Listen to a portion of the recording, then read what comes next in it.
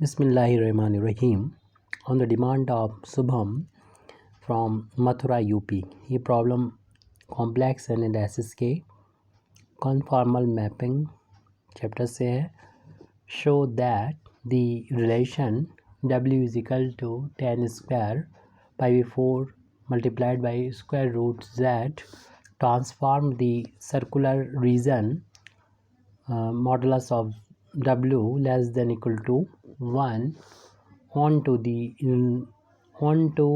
the inside and boundary of the parabola r is equal to sec square theta by 2.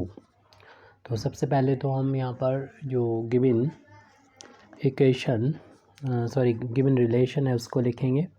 जो W और Z में एक relation provide कर रहा है हमको. W is equal to tan square pi by 4 square root Z, ये हमको दे रखा है.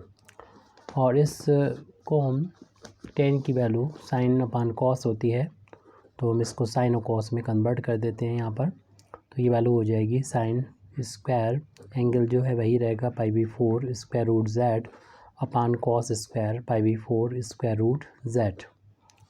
अब यहाँ पर हम स्क्वायर ख़त्म करने के लिए इसके डबल एंगल में लिख देंगे. यानी हम लोग जानते हैं कि साइन स्क्वायर थीटा को अगर कॉस की फार्म में लिखना है तो इसकी वैल्यू होती है 1 माइनस कॉस 2 थीटा अपान 2. ऐसे ही कॉस स्क्वायर का फार्मूला होता है, आइडेंटिटी होती है 1 प्लस कॉस 2 थीटा अपान 2. तो इन दोनों वैल्यू को यहाँ पर पुट करेंगे तो ये वैल्यू हो जाएगी 1 minus cos 2 times of pi by 4 square root Z और होल अपान 2 अपान हो जाएगा. ये इस आइडेंटिटी का जब यूज़ करेंगे तो ये वैल्यू हो जाएगी 1 plus cos of 2 times pi by 4 square root Z upon 2. Whole upon 2 ये है वो कैंसिल हो जाएगा. इस तरीके से W की वैल्यू आ गई 1 माइनस कॉस ऑफ ये 4 जो होगा वो इस 2 से कैंसिल हो जाएगा. तो ये वैल्यू हो जाएगी पाई बाई 2 हो जाएगी cos pi by 2 square root Z upon 1 plus cos. इसी तरीके से ये भी 4 कैंसिल हो जाएगा इस 2 से, तो वैल्यू हो जाएगी पाई बाई 2 यानी cos of pi by 2 times square root Z. तो अब हम लोग ये भी जानते हैं कि जो Z होता है इसकी पोलर फॉर्म में ऐसे लिख सकते हैं R cos theta plus I sine theta. यहाँ और यूलर फार्मूले का यूज़ करें तो इसको लिखा जा सकता है R और इसे E की पावर I थीटा इतना लिख सकता है. तो Z की वैल्यू हम यहाँ पर ये पुट कर देंगे. तो इस तरीके से हमारा जो W है वो कन्वर्ट हो जाएगा. W की वैल्यू आ जाएगी 1 माइनस कॉस ऑफ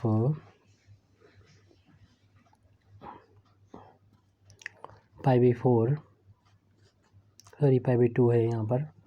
और Z की वैल्यू यहाँ पर पुट करेंगे R E की पावर I थीटा. ऐसे हम ये डिनोमिनेटर में भी वैल्यू पुट कर देंगे तो ये वैल्यू हो जाएगी सॉल्व करने के बाद 1 plus cos pi by 2 square root R E to the power I थीटा. जब हम इसको अलग अलग करेंगे तो R का भी स्क्वायर रूट हो जाएगा और E की पावर I थीटा का भी स्क्वायर रूट हो जाएगा. और हम लोग जानते हैं कि स्क्वायर रूट जब हटाते हैं तो पावर 1/2 हो जाती है. तो पाई बाई 2 हमें से स्क्वायर रूट R और यहाँ पर E I थीटा का स्क्वायर रूट होगा, लेकिन हम रूट हटाएंगे तो पावर इसकी 1/2 करके लिख देंगे. ये काम हमें डिनोमिनेटर में भी करना है. 1 plus cos of pi by 2 square root R अलग लिख दिया और जो I थीटा है इसे हम पावर की फार्म में लिख देंगे जैसे कि हमने न्यूमरेटर में किया था E की पावर I थीटा की पावर 1/2. और हम लोग जानते हैं ब्रैकेट जब ओपन होता है ब्रैकेट के अंदर और बाहर की पावर का मल्टीप्लिकेशन होता है, तो हम यहाँ पर मल्टीप्लिकेशन कर देंगे. तो इस तरीके से W की वैल्यू हमारी इक्वल चल रही है. अगले पेज पर हम लिख रहे हैं इसको W is equal to 1 minus cos of pi upon 2 square root R P की पावर आई थीटा अपान 2। ऐसे डिनोमिनेटर में भी हो जाएगा 1 plus cos pi by 2 square root R e to the power i theta by 2। अब यहाँ पर हम दोबारा से यूलर फार्मूला अप्लाई कर देंगे। यूलर फार्मूला इन दोनों में अप्लाई करने के बाद यूलर फार्मूला हम जानते हैं कि power i theta is equal to cos theta plus i sine theta होता है। इस फार्मूले का यूज़ करें, यानी हमारा ये फार्मूला है, आइडेंटिटी है। तो W इज इक्वल टू तो 1 minus cos of pi upon 2 square root R लिखा रहने तो, और यहाँ पर यूलर फार्मूला जब आप लगाएंगे तो इस फार्मूले के according cos theta by 2 plus i sine theta by 2 हो जाएगा।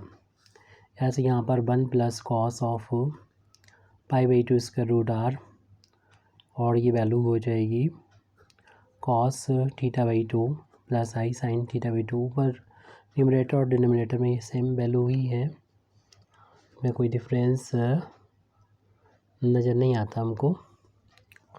तो अब इस ब्रैकेट को ओपन करके इसका अंदर मल्टीप्लाई कर देंगे इन वैल्यू का जो बाहर लिखी हुई है। तो W इज इक्वल टू आ जाएगा 1 minus cos of pi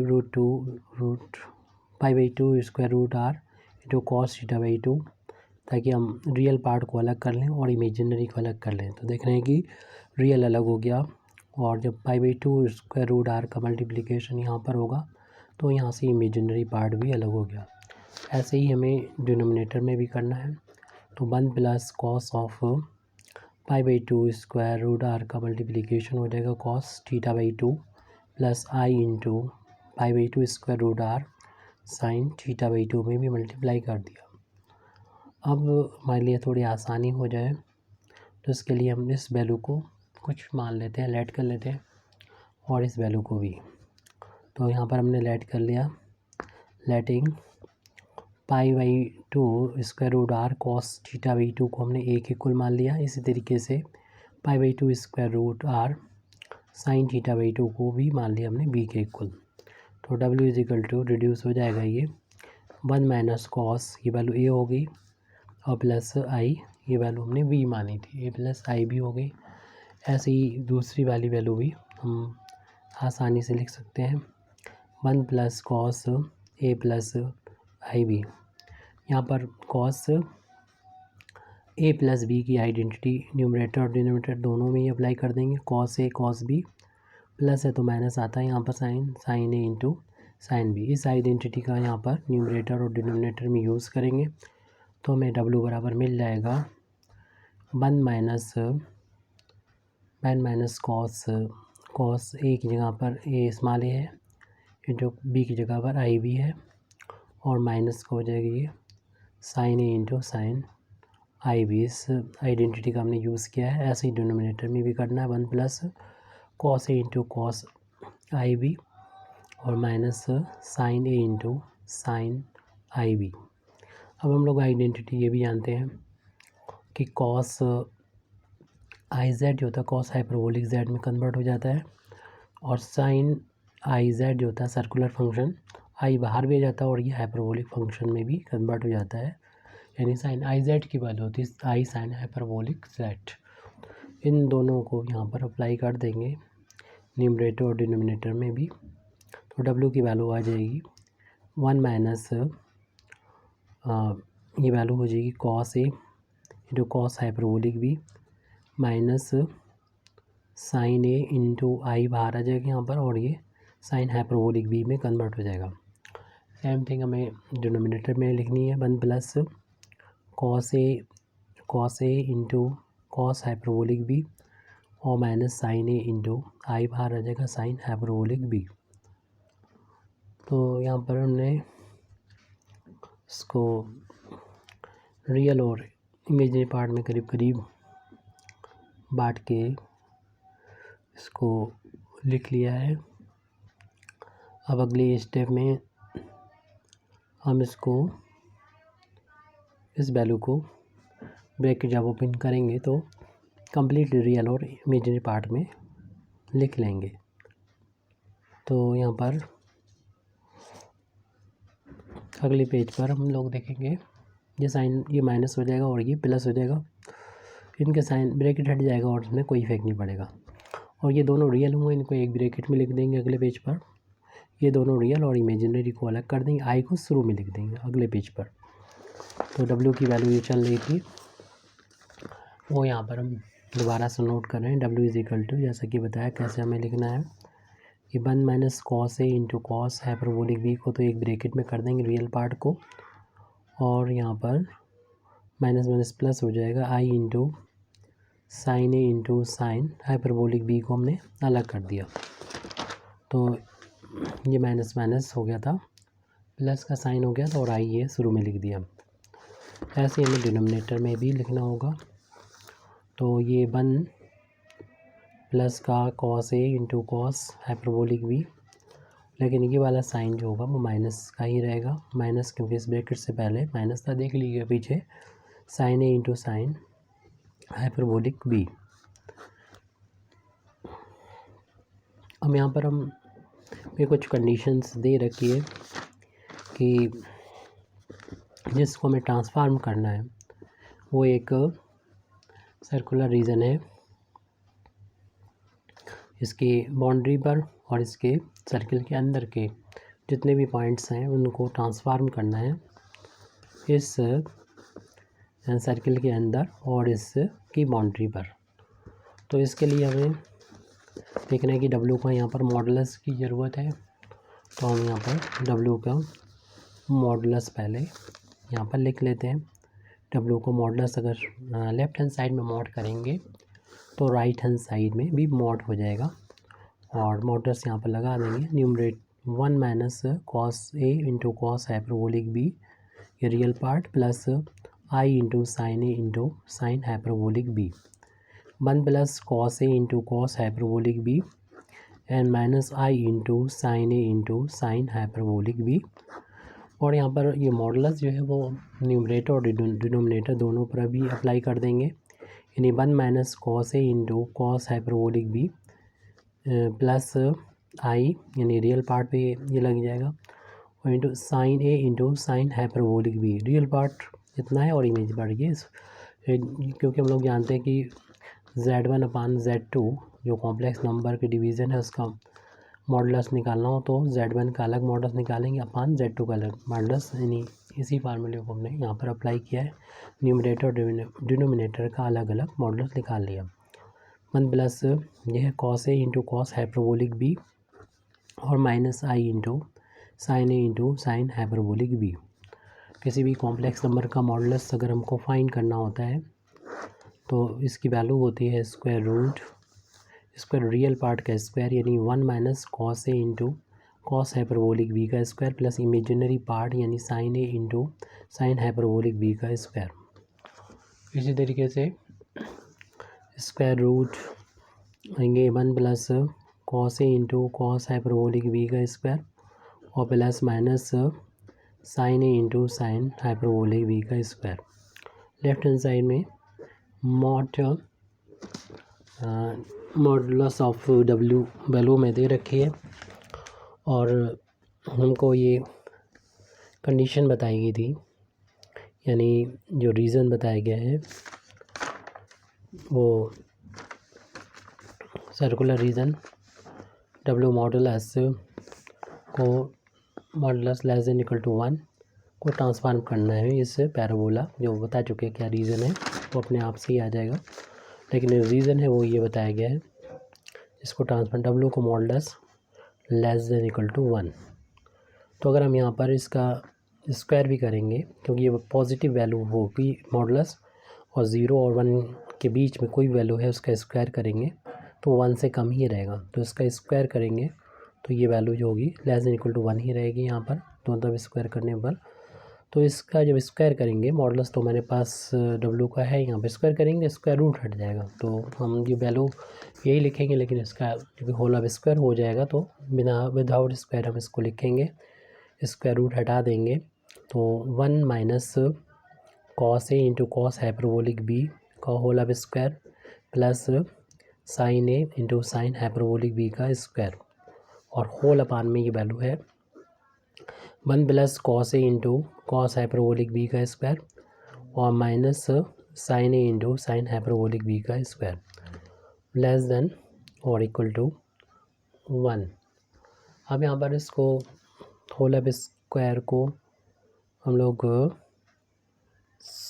solve करने से पहले इसको उधर पहुँचा देंगे राइट हैंड साइड में, क्योंकि ये होल स्क्वायर है तो ये वैल्यू तो पॉजिटिव होगी और इसलिए हम इसको कह सकते हैं दोनों तरफ मल्टीप्लाई करेंगे तो ये वैल्यू तो कट जाएगी वैल्यू और ये उधर जाके मल्टीप्लाई हो जाएगी। या ट्रांसपोज कर दी पॉजिटिव है तो इसे इस तरीके से लिख सकते हैं 1 माइनस कॉस ए इंटू कॉस हाइपरबोलिक बी का whole square plus sine A into sine hyperbolic B square is less than equal to, इस ये वैल्यू राइट हैंड साइड में पहुंचा दी हमने, यानी 1 प्लस कॉस ए, ये तभी कर सकते हैं जब ये पॉजिटिव हो डिनोमिनेटर और प्लस, और देखिए यहाँ से अगर माइनस को बाहर लेंगे तो यानी माइनस का स्क्वायर पॉजिटिव होता है तो इसे हम माइनस ना लिख के प्लस ही लिख देंगे, यानी साइन ए और साइन हाइपरबोलिक बी का होल स्क्वायर। और ये क्वांटिटी सेम है तो कैंसिलेशन ला का यूज़ करते हुए हम इसको कैंसिल भी कर सकते हैं। अब हमारे पास जो वैल्यू बची है तो इसका ब्रैकेट है, इसका होल स्क्वायर करके यहाँ पर लिख देंगे। इसका होल स्क्वायर ओपन करेंगे तो 1 का स्क्वायर प्लस इसका क्वांटिटी का स्क्वायर यानी कॉस स्क्वायर है इंटू कॉस हाइपरबोलिक बी का स्क्वायर, इस पूरे का स्क्वायर कर दिया यहाँ पर, और माइनस दोनों का इंटू का ट्वाइस यानी 2 टाइम्स 1 इंटू कॉस ए इंटू कॉस हाइपरबोलिक बी। और राइट हैंड साइड में भी इसी तरीके स्क्वायर करेंगे, 1 का स्क्वायर हो जाएगा और इसका स्क्वायर करेंगे तो cos square a into cos hyperbolic square b और प्लस दोनों का इंटू का ट्वाइस यानी 2 इंटू 1 इंटू कॉस ए इंटू कॉस हाइपरबोलिक बी। ये 1 से 1 कैंसिल हो जाएगा और ये भी कैंसिल हो जाएगा। अब इधर बचा है माइनस का 2 times cos A into cos hyperbolic B less than equal to, ये राइट हैंड साइड में भी जो बचा है उसको लिख देते हैं 2 टाइम्स कॉस ए इंटू कॉस हाइपरबोलिक बी। इस टर्म को जब हम उस तरफ ले जाएंगे तो 0 बचेगा और उधर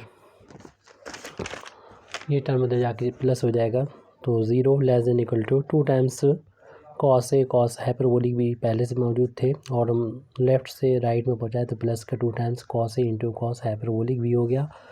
ये 4 टाइम्स हो गया है cos A into cos hyperbolic B और 4 से डिवाइड कर देंगे तो हम ऐसे भी कह सकते हैं कि cos A into cos hyperbolic B greater than equal to 0/4 करेंगे तो 0 आ जाएगा। 4 से हमने डिवाइड कर दिया, क्यों 4 पॉजिटिव था, डिवाइड करने पर कोई भी इफेक्ट नहीं हुआ।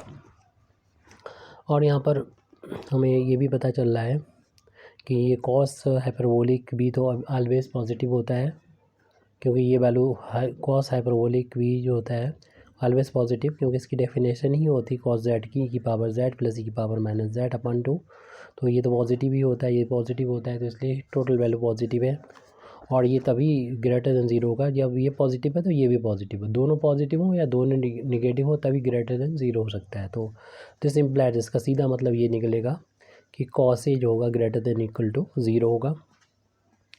और कॉस ए जब ग्रेटर देन इक्वल टू 0 होगा तो ए एंगल है, जब कॉस 0 या 0 से ग्रेटर होगा तो ए जो एंगल है वो ज़रूरी होना चाहिए π/2 से लेस या π/2 के इक्वल, क्योंकि हम लोग जानते हैं cos π/2 की वैल्यू तो 0 होती है और 0 से लेके π/2 तक इसकी वैल्यू जो होगी वो पॉजिटिव होती है। इस तरीके से हम कह सकते हैं ये वैल्यू जो होगी π/2 से लेके π/2 से वैल्यू कम ही होगी। और फिर हम इसमें ए की वैल्यू जो अपनी तरफ से मानी थी उस वैल्यू को पीछे से देख के हम वापस इस ए की वैल्यू जो हमने लेट की थी उसे वापस यहाँ पर करना होगी।